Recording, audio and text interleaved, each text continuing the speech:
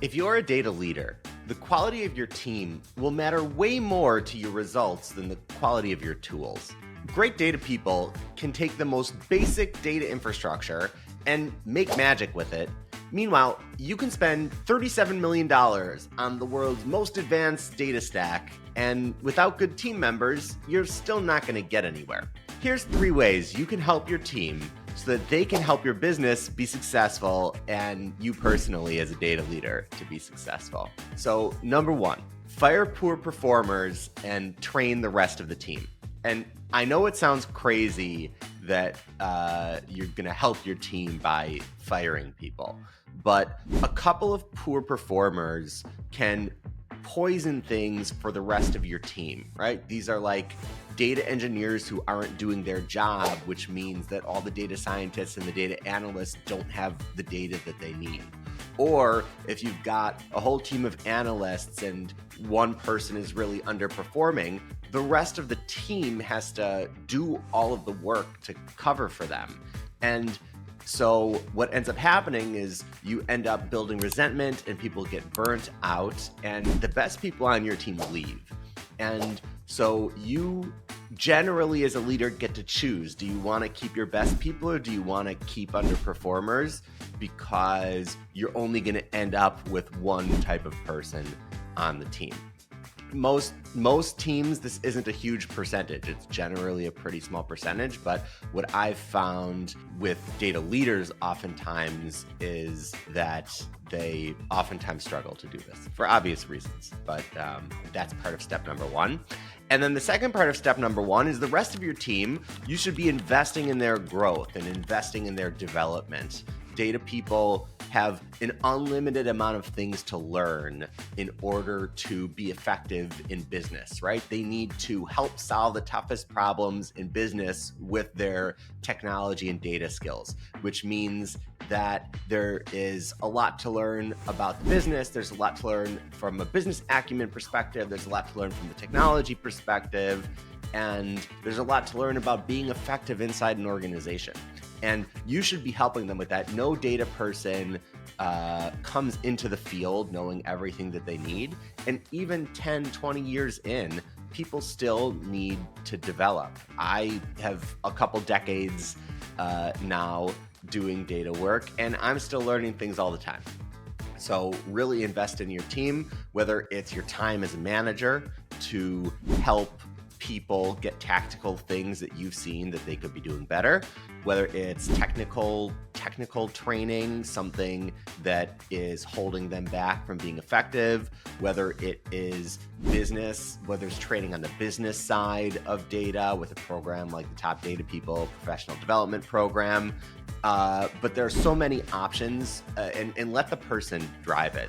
Generally, data people know what they need, or generally you have some thoughts on specific things that they could get better on. Let that drive how you develop people. But so many data leaders just sort of let people go. Helping people develop is really important. And frankly, the cost is peanuts compared to everything else that you're going to spend money on to get value out of data. It's actually those people that are the ones that are getting the value out of data, and helping them do that the best possible way is really important. So that's step number 1.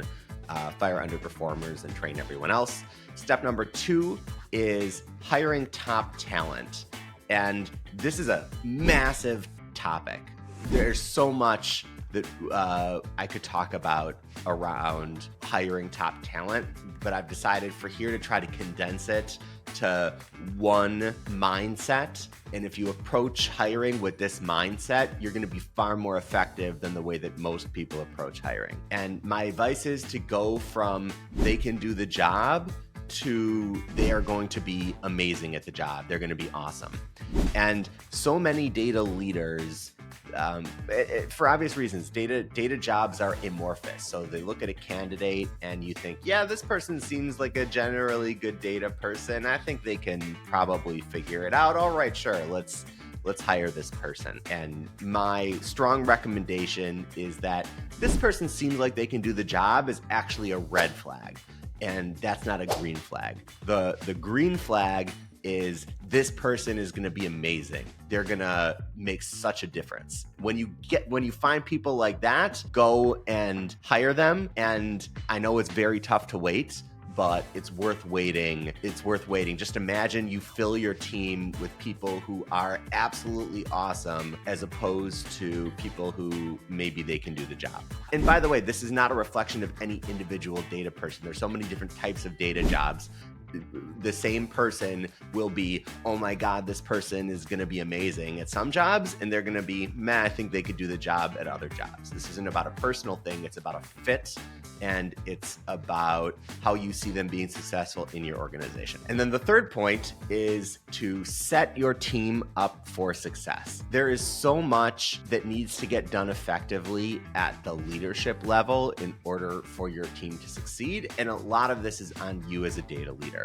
Setting the right expectations and political situation for what the company wants data to accomplish, giving people ambitious but achievable goals, helping people across the business understand when good work is happening. And as we all know, sometimes really great data work goes into things that from the business side, you don't necessarily understand that that is good data work or not. So part of the job of a data leader is to help people understand when really good data work is happening, and to also help people understand when things need to be different and create a better environment.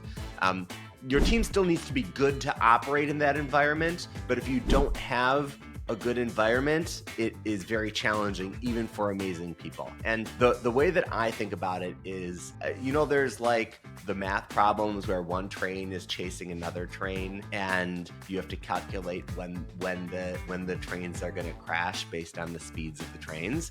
I try to think about setting up success as two trains that instead of one is running away and the other is chasing it, how do you make those trains point directly towards each other and just like smash together with as much impact and force as possible? And so to me, the best data work happens when you've got a great data team that can win anywhere, and then you combine it with an environment that makes it easy for data people to be successful. And then together, that is what's going to drive the biggest impact for your organization. Your data stack, your tools, yes, they are helpful, but if you have great data people and you set up the right organizational dynamic for them to be successful, they're going to make things work with almost any tools. The most basic tools are going to be okay. And not that they're not going to want to create the better tools, but you'll still be fine even with very basic data setup because your team is going to work it.